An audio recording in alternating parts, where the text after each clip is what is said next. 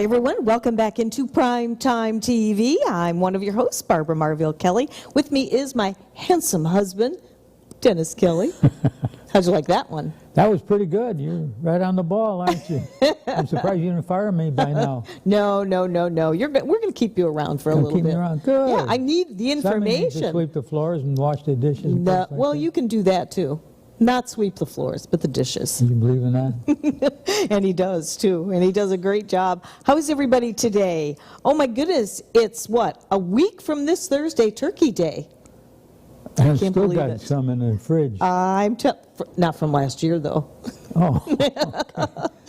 So thanks for joining us today. We're excited, as always, to come in and do our shows on Mondays from 2 to 3 to really give back to the community some of the things that, we're picking up new information and ways to survive in a crazy, upside-down world. But I think it's getting back together, don't you? Absolutely. And why is that? Is it because we make the choice to put it back together?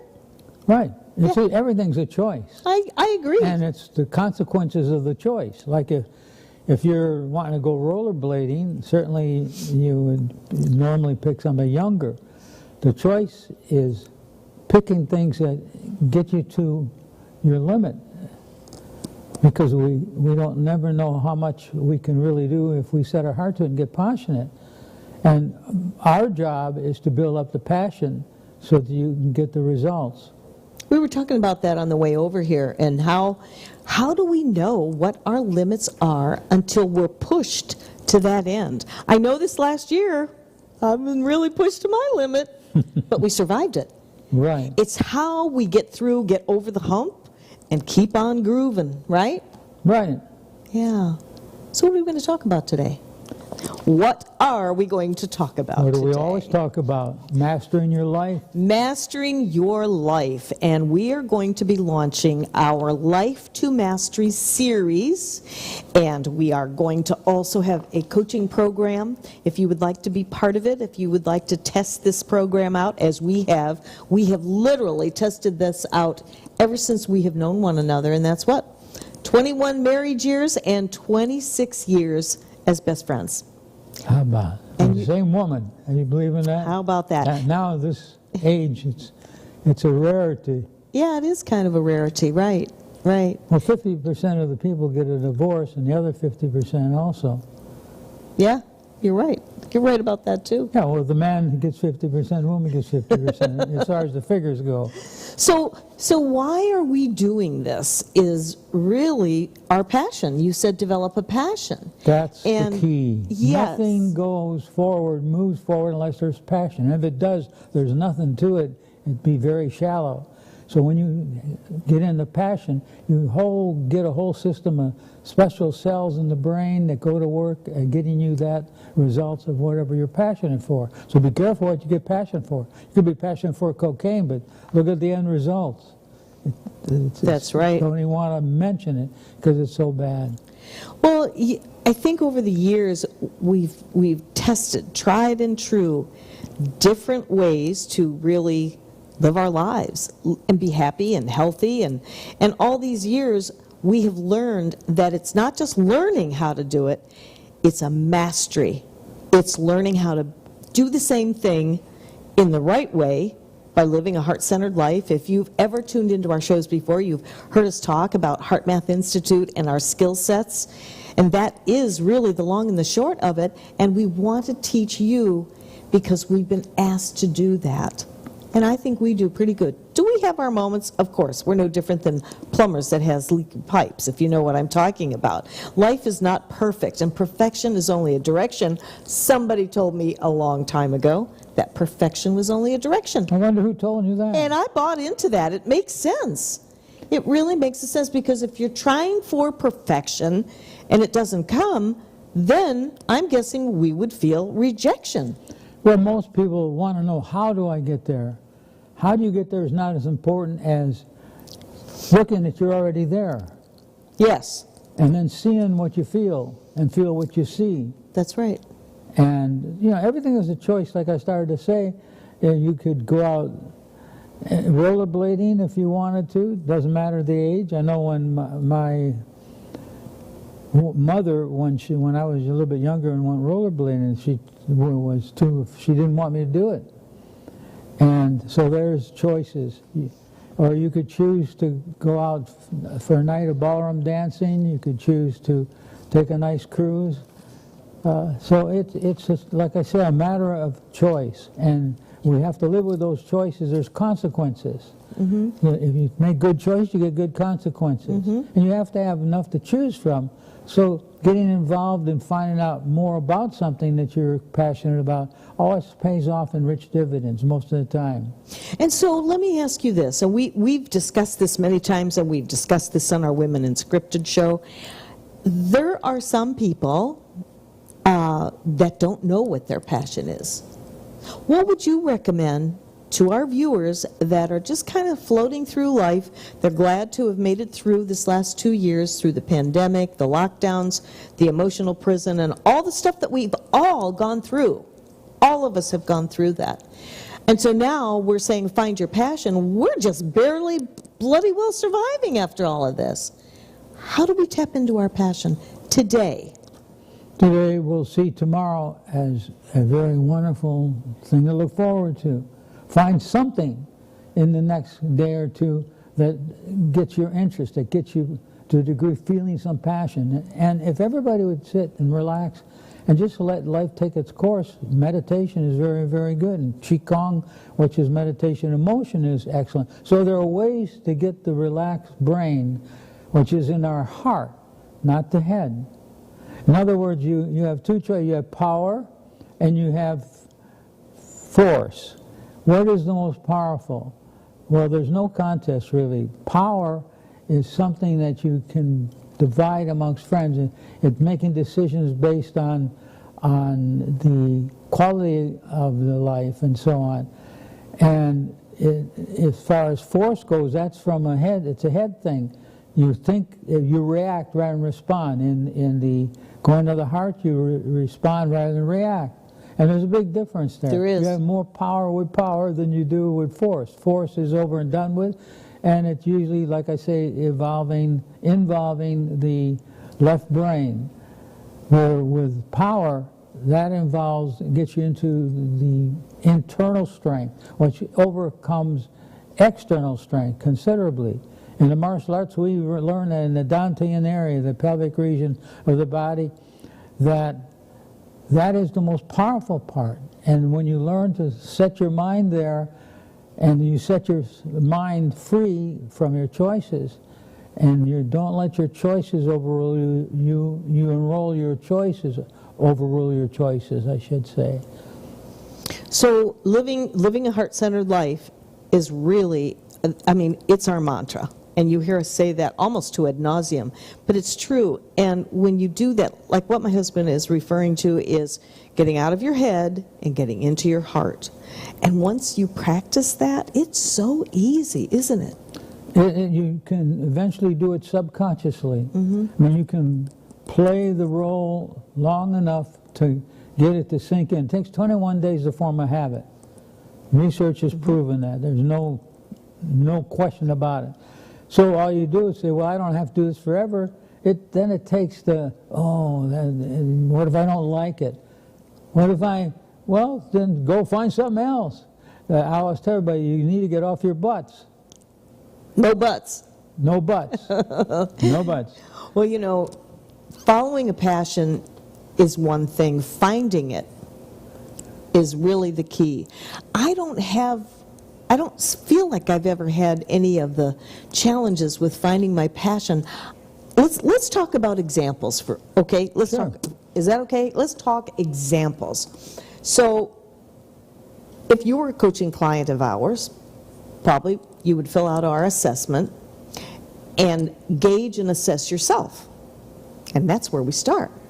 So, I'm thinking, for me, my passion is creativity, being creative in everything that I do, and always coming from love, which is what you're always talking about with HeartMath Institute, because love is the strongest emotion.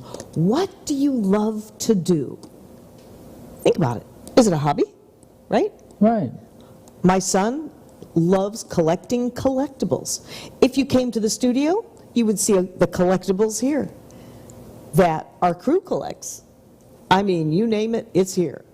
And so, to me, that's a passion.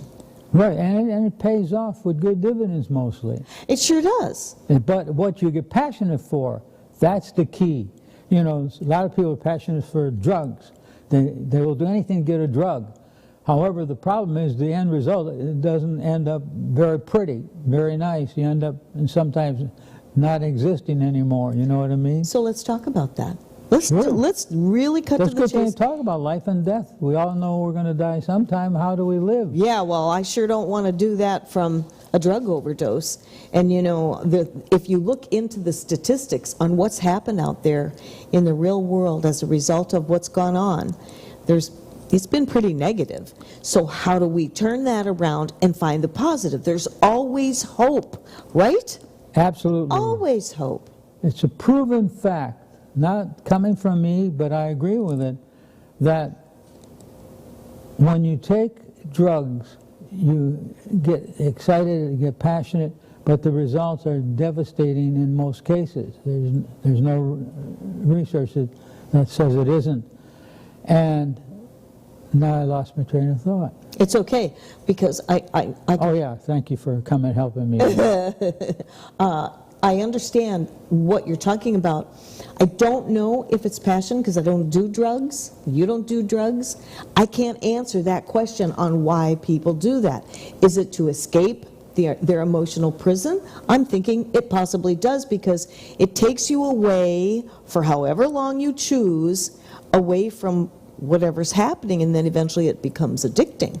Absolutely. I mean, does that make sense? Oh yeah, it makes a lot of sense. So, when you're taking drugs, you're actually getting a physical charge out of it. There's no emotional heart charge. It's all physical, destructive physical, but it tricks you into enjoying it. tricks you into thinking. And thinking, right. Yes. But when you get passionate about doing something that's constructive, like jogging, rollerblading, anything that you get passionate about. Dancing, that's a greater passion than drugs if you let it happen. But most people don't let it happen. 77% of the people on this planet are negative. That's for survival purposes. When we came out of our mother's womb, we had to survive. It's either kill or be killed, eat or don't eat. And those things were very serious back then. But there wasn't that many choices. Now you have a lot of choices, but it's easy to go off track because we're wanting to survive, but you don't survive by not handling stress and anger. The key is the mastering stress so that no matter what you do, you get results, good results, feeling good, improving your body, mind, and emotions. Everything is based on three things: the mind, the body, and the emotions. That's right. That's right. And I was just thinking about you and our conversation before the show today about the martial arts and how that helped you get out of your own way, right? The martial arts, because of the discipline. Yes, that's where you get it now, and probably one of the few places you get it, unless you're in the military. Mm-hmm. That's right. And what did that, when I think back to what you accomplished just since we've been together, but your road, your path, your journey from the martial arts led you to 6 world titles And the last one he took was at age 78. So why don't you share your passion for your whys for the martial arts and going out there and competing year after year, blow by blow, and it was all point karate, but he managed to really pull off 6 world titles. Our trophy room is lined with your trophies. So what was it, the passion, what was that driving force that caused you, I mean, this became a way of life for you. We lived that for years. I have often thought about that because I was really a bad kid. I don't mean I did anything immoral or illegal, but I was very difficult to deal with. My coach didn't like putting me in the sports. I was terrible in the sports. And my stepfather would tell me when I would come home, he'd say, "You're a bum, you're never going to get anything out of life." So I come from a tumultuous family. And yet there was still some love there, and that's what I grasped onto. My grandmother on my father's side, she built a good foundation in my life where the rest of my family was negative, very negative. She would sit me on her lap when I could hardly walk and read stories to me about the knight with shining armor and all this and all that. And they were good stories. They had good endings. They were good, wholesome, fun stories. And that went until the time that I was too old for her to sit on my grandmother's lap. To the point where I wanted to get that feeling when I didn't have my grandmother around. How could I get that feeling? Well, then I would go back in my mind and think about the knight on a shining armor, rescuing the damsel princess. Anyway, a damsel in distress, that's what I meant to say. So that's what I did. I would imagine me winning. I really liked ice skating. I wanted to be a champion ice skater. But in Grafton, Wisconsin, there was no coaches or anything. So I didn't have the resources or the whereabouts to be able to be a champion. I had the desire and focus. So I would focus just like I did when my grandmother was reading. I was already doing it in my mind, doing it in my heart. Then it went from that to something else to the martial arts. And the original time in the original period of time that my grandmother read to me, it formed a foundation. And that foundation broke through all the negative crap in my life and it eventually opened up into where I become a dance champion, a martial art champion. And I feel a champion of helping people live a better life through their psychology of thought and through the principles that they build their life around based on those stories that are good stories. So when you are reading to your children or recommend reading, please don't recommend Playboy. Well, I'll tell you, I love hearing when you talk about your grandma because she was very important to you, and I know there's many of you out there that maybe have a special grandma that helped to raise you or was always there for you. I know I certainly did. I like to believe that I'm one of those grandmas for my grandson, J.D., because He's lucky to have you as a grandmother. We have a blast, and you know, it's really interesting, and if you're tuning in for the first time, then you would not have heard the story on how I used the Heart Math Institute, the Heart Smart Adventures for Kids on Valentine's Day. It was, I think, 2020 when all this COVID happiness was going on, and I didn't know that I was about to coach my grandson in the homeschooling, right?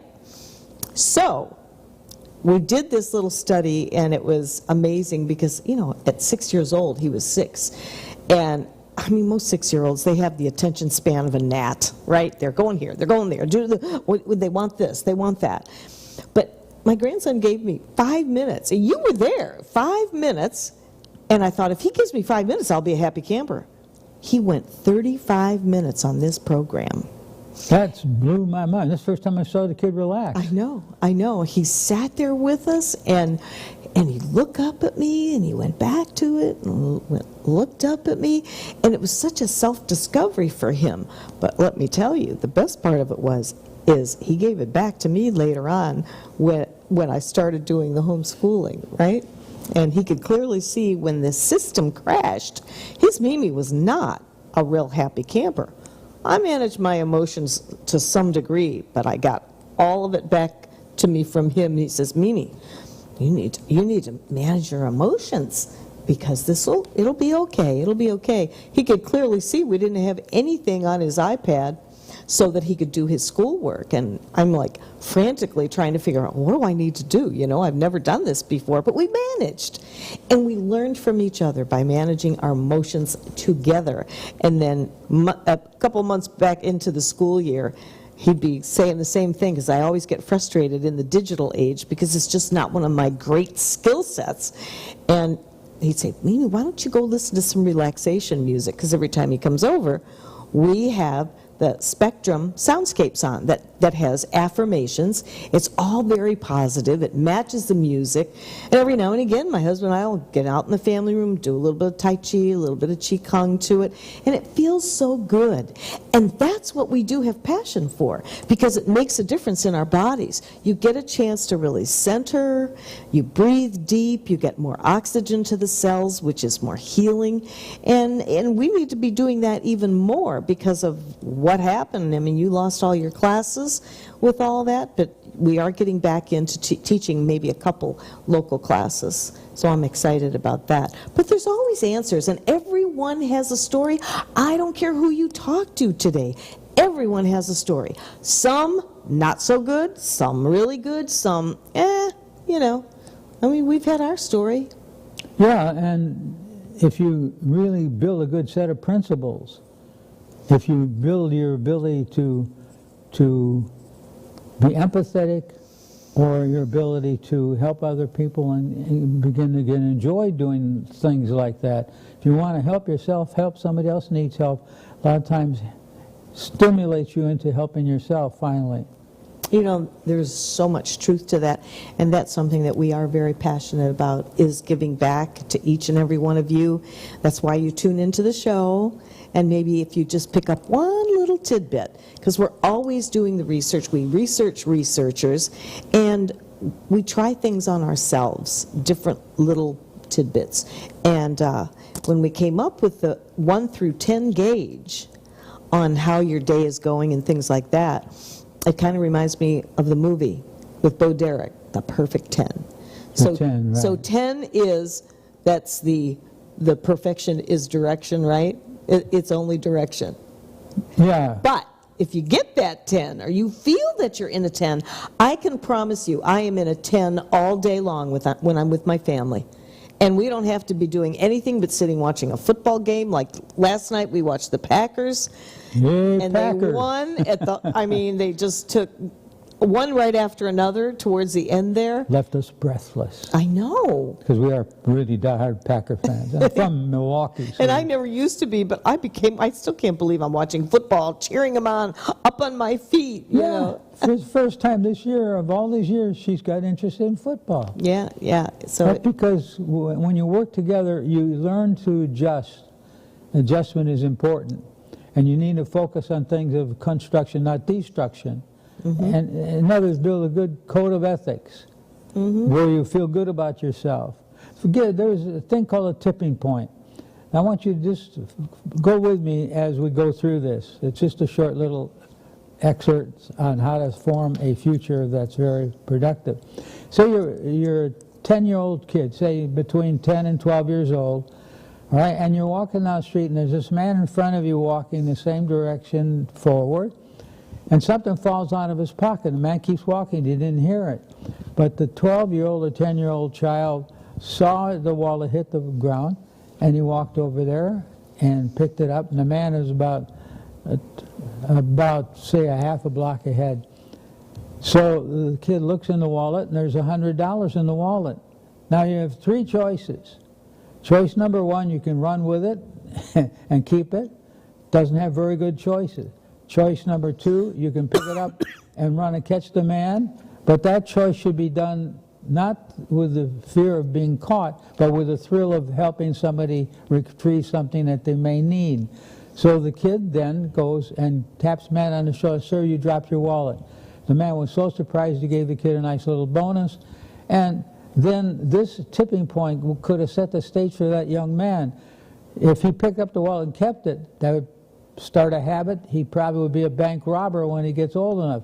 If he picked up the wallet and decided to give it to the man because he might get caught, he got a fine physical enjoyment, but there was no emotional enjoyment there. But if he takes the wallet back because it's the thing to do, that kid may become the bank president. I love that story. It's one of my favorites. I know, and we share that a lot, but I think it's important because when you think of that and you think about the family values, that's one of them, is to be honest. Yeah, it has its good qualities, and they're all good. It absolutely does. And, you know, just when we're trying to really, a lot of people getting back on their feet, whether it's emotionally, financially, or what have you, this last 2 years has been quite a challenge, and no matter who I talk to, they all say the same thing, but there is hope, right? Absolutely. Hope is a magic ingredient that can grow positively in your emotions, your mind, and your body. Hoping and coping. Oh, That's the key. I like that. Hoping and coping. You learn how to cope so that you can have good hope. I just made that one up. I love that. I want to get back to this mastery to life and how important it is to have those mastered skills. And let me tell you something, it is not easy sometimes. Because when you are in a situation and you're required, I mean you are required to master your skill sets in order to manage your emotions when you just are in the mood to pull your hair out. How many can raise their hand? I mean, I certainly can, especially when I'm sitting at that darn computer and it just turns colors and goes away and shuts down, and who do I call? My husband. He's the best troubleshooter, and it's patience. That's the Isn't it patience? Isn't that the key component for managing our emotions, rather than bouncing off the wall, getting angry, and throwing those daggers, those verbal daggers, and in some cases the physical ones as well. You're so right about that. It's building a future based on making good choices. And if you don't make a choice, guess what? You're making a choice. You're making a choice not to make a choice, and that's what I call flatlining. You're not positive, you're not negative. But when you're flatlining, sometimes it'd be a nice place to rest or go, but there's no action going there.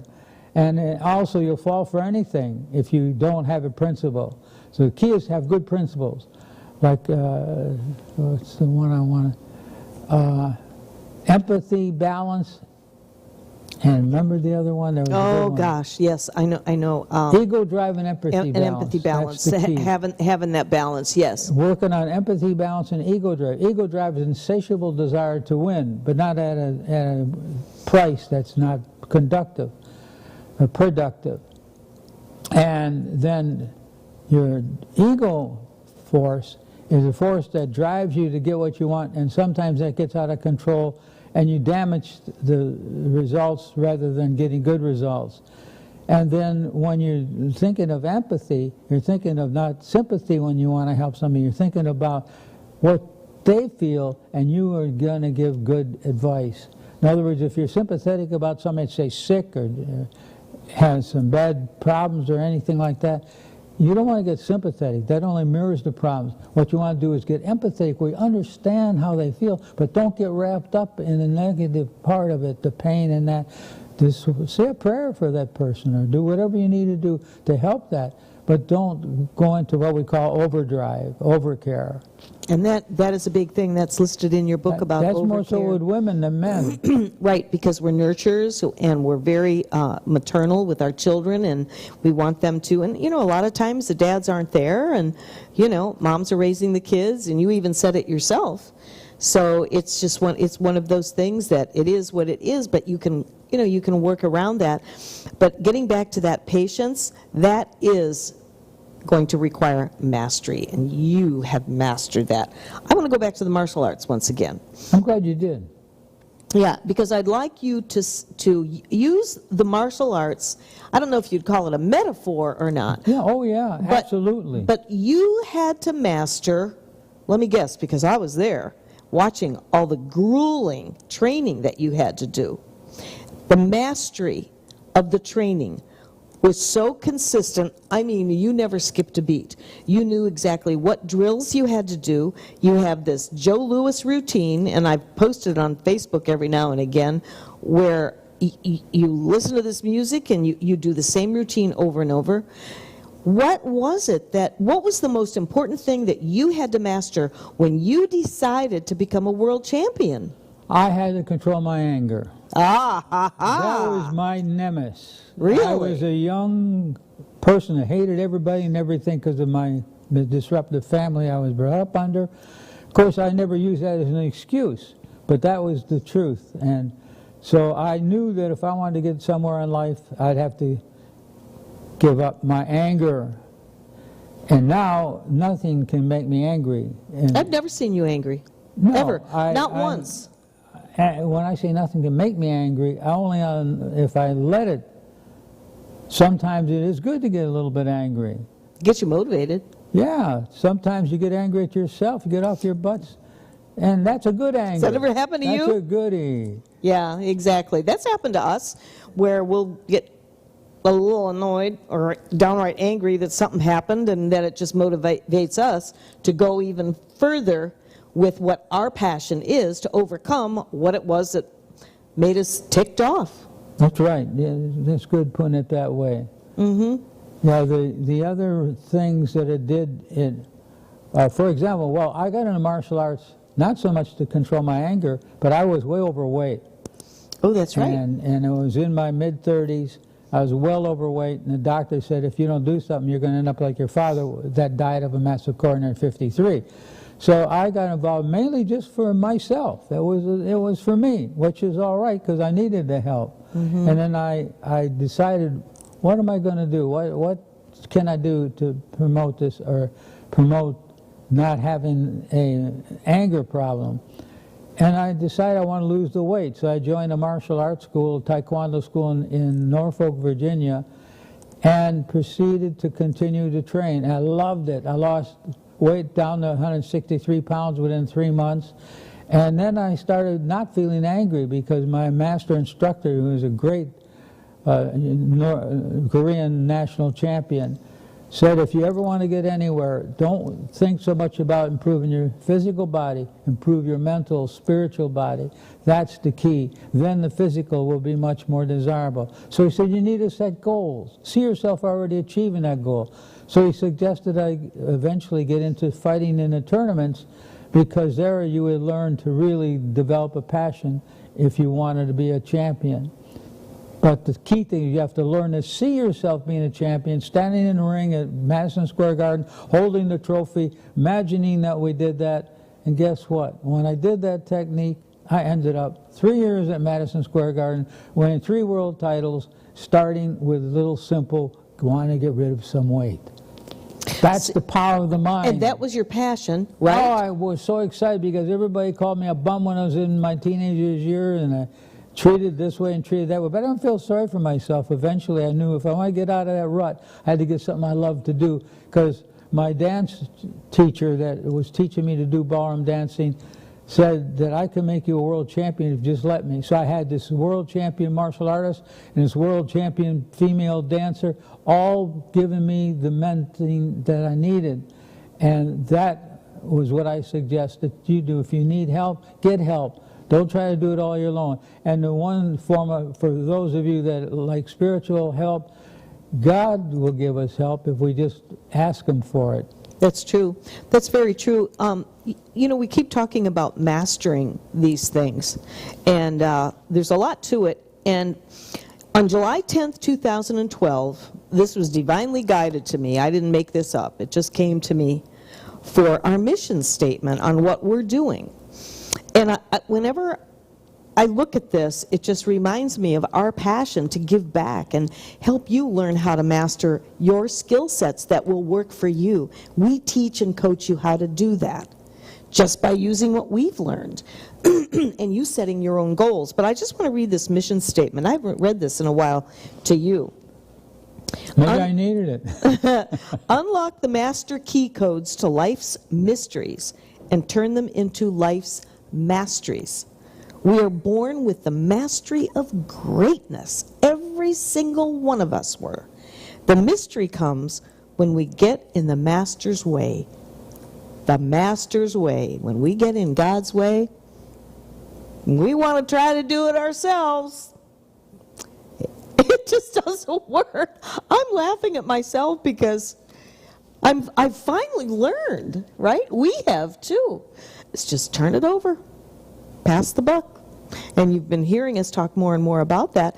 And I think there's been, especially in these last couple of years, that people are getting down on their knees and they're really getting right with God, even more so if they're already a believer.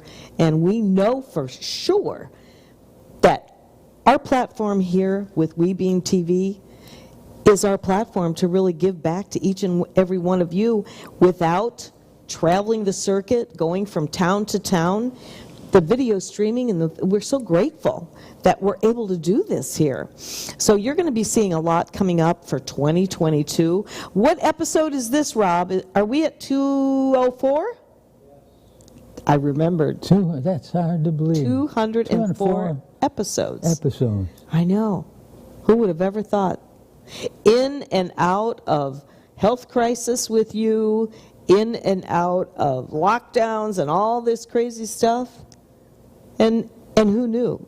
We're in the best studio ever. We're right here at Gulfview Square Mall, and it's just so beautiful here. The studio, the sets, we have all of these wonderful sets. But the best thing is that we're able to give you content that you can take with you and really cherish it.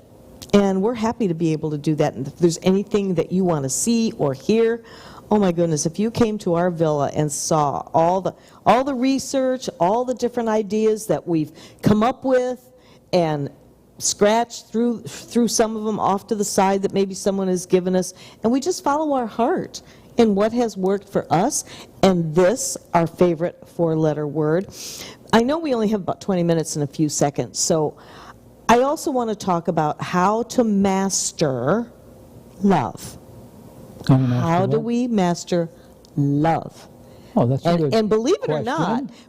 or not, using it to help manage our emotions can be, a little challenging. Right. Once you understand, though, the frequency of love, the emotional frequency to that, you'll never be the same, and how you can't have love and fear or love and hate or anything. Love comes quite naturally. When you love someone, you just love them. And it never goes away. It's there, unless they do something to destroy that. But other than that, love is the key four-letter word. I've got my grandson. I asked him, if you ask JD, what's your superpower? He'll say love, and he doesn't have to think about it. Right? It has a higher frequency than any other emotion. And the frequency has a lot to depend upon the stimulation that you're getting.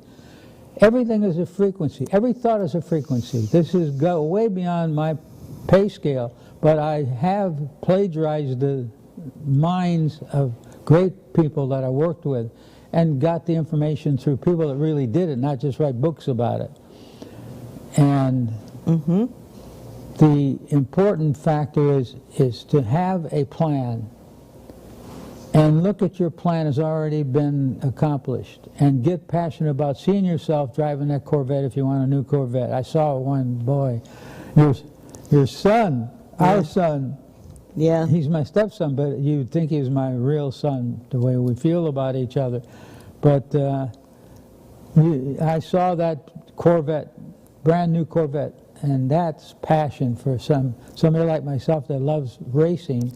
That looking and having that passion or that Corvette. So I decided I'm going to have that eventually. And you may very well, that's for sure. Well, what you think about, you bring about, and whether it's in little, small, mundane things or if it is big things, do a vision board. I mean, that is another way, too. A vision board really is creative, and when you get into that, it also helps you get inside yourself. And it gives you that opportunity to think about what your passion is. Vision boards are fun to do, too. Because I did one years ago, and this was before I was asked to do our shows here, along with the chamber show.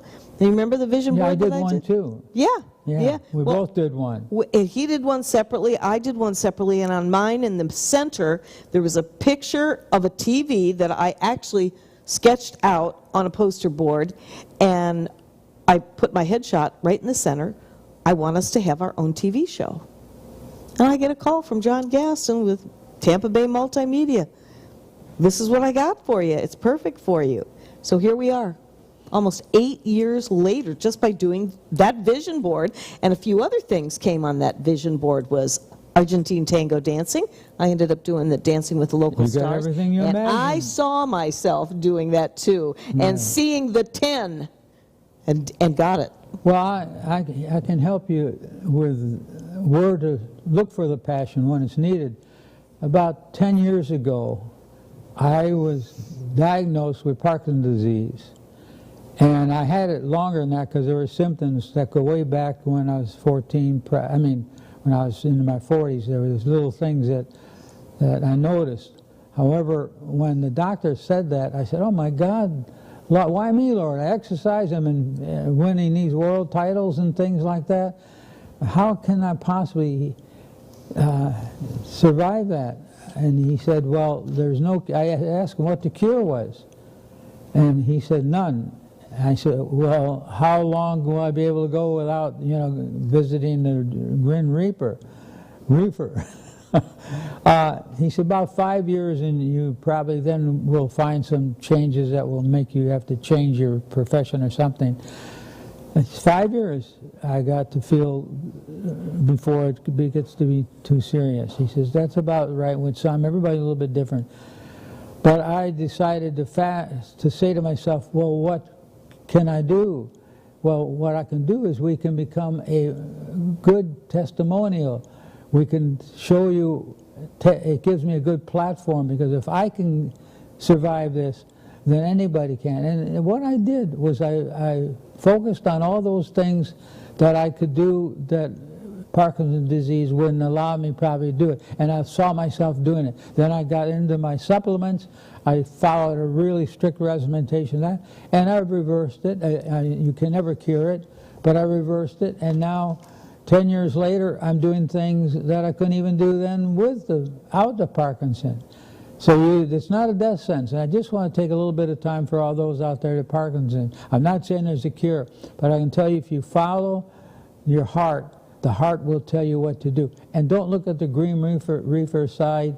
Look at the side that now you can learn some knowledge and help other people with Parkinson's disease. And it goes with other things too. Sometimes we give up on ourselves when crisis hits, especially. Oh yeah, that's popular. People give up, and pity poor me goes in. What is it that Deepak calls that? What is the word? Oh gosh, I can't think of it. Premature what is it? People think that they're supposed to get old because they have a number. Premature cognitive commitment. That's it. When you see other people getting old, so you get old. Yes. So you got these Parkinson people that they've given up. They've got Parkinson. They're still not too serious, and then they give up because I'm not going to be able to do this, do that, or what's going to happen to me. Well, I don't plan to let that put me in the grave. I'll put my own self in the grave. I don't need the help of the Parkinsons. But I love helping these people. I taught a group of 30 of them with their caregivers. And the ones who were on the most stress were the caregivers. Because you have certain things that Barb had to do for me to get to this shape and this condition and be able. See, I still have some tremors, but I can live with that. But Barb would say, stop that. And living at work mentally stopping that. And now I still have it, but not near as bad. I'm sitting here not trembling or tremors or whatever you want to call them. Don't even give it a title. Just say, gone with it. And that's about any disease. You got to do your physical, mental, and emotional things. You can't just sit there and say, I'm going to get better, I'm going to get well. It will help, but it wouldn't help like the narrow thoughts that people give. Oh my gosh, what's going to happen? What's going to be? Can I do this and do that? Maybe not, but you'll find new things to do that may be even more exciting. It's amazing what the mind can really dictate to us. The mind. And we can believe the thoughts that are in our head. some of them may not be all that good, right? Or if other people have said things about you and you believe them, like you aren't worth 2 cents, right? Right. That's what you yeah, heard. That is hard And you to knew you overcome. were worth more than 2 cents. Well, yeah, it started in high school in the biology class. If you took the body and composed it into a liquid completely, we would be worth about $35. Oh, jeez. I know. I thought to myself, boy, when I was in my junior class, I loved biology. I thought to myself, that's really bad. That's all we're worth. And I get home and my father say, "You're a bum. You're not worth anything." Exactly. Because I wouldn't work. And I think there's a lot of people that have kind of gone through that, especially from, our age group, our generation and all. And we've learned so much through Heart Math Institute, and that's why I took the time with my grandson to see if I could just have a few minutes with him, and he went beyond. By the way, before we close our show, Rob, if we can go ahead and put up either one of our websites, it doesn't matter, because I want everybody to be able to go to the Heart Math Experience. The Heart Math Experience, I do believe, is still offered. There's no cost for it, and you can learn the basic skill sets on why we do what we do. My husband went to the mountains in Boulder, California, Yeah, it was. and learned not once but twice to become certified, and they hooked him up to what kind of a graph was that, to actually measure your frequency, right? Yeah, it measured your frequency. Like they discovered that the heart emits electrical energy up to 12 feet away from the body. So in other words, you're walking around with this electrical protection, supposed to keep some of the things away that make us sick and so on. So when you're negative and that this frequency is lowered and you don't have the same results, it's harder to be positive then. So, and you should never ever have a negative discussion in the same consciousness that the person you're getting negative with. You can never solve a problem in the confidence of the problem. Problems bring out non-confidence. So anyway, I wanted to press upon that issue because that's important. It is important. There's so much to share with you guys, and I hope you will be tuning in on Mondays with us. And every now and again, if we can't make it, obviously we air an archive show, which is really good. You can always go to our Primetime TV show on Facebook, and you can get some of those tips there. And we do this because we love our community. We love you guys out there. There's many of you out there in different states, and different communities aren't anywhere near where we are. So we have a far reach to literally reach a lot of people so that they can be helped through some of our skill sets that, again, going back to that life to mastery. And life, the acronym for life is to love, inspire, forgive, and enlighten. And those are the key components that sometimes, especially when it comes to that forgiveness, sometimes that can really, really be challenging, Sure can. The challenges become very, very important. Mm-hmm. We can decide not to challenge it, we can decide to challenge it. But when you challenge it, you want to see the outcome being favorable. That's right. And you know what? Life is a big challenge no matter how you look at it. And it starts the day you're born, right? It starts the day you're born. You cry, you want to eat. You cry, you want your diapers changed. There's always a challenge there, right? Well, remember one thing. Before you were born, you were the fastest swimmer. Oh, I love this story. So you were a champion before you even knew it. There was thousands of these little things, flagtail things floating around your system.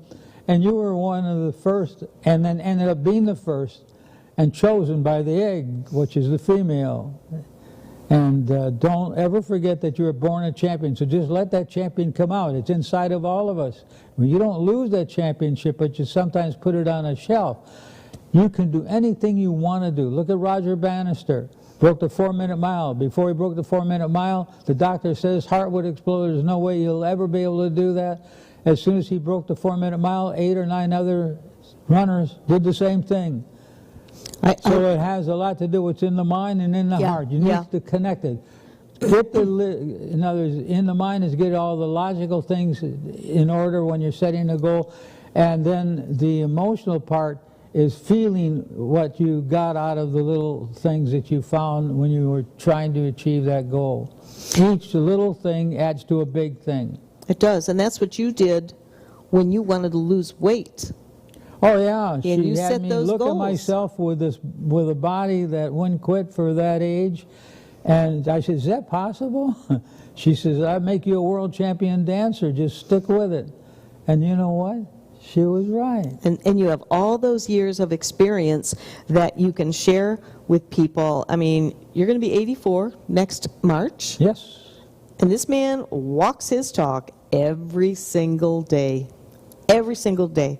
Does a lot of reading, a lot of studying, and really walking the talk to where you have better survivorship, so to speak, with the Parkinson's. Yeah, that's why our foundation we build as a child is so important, to have positive input to it.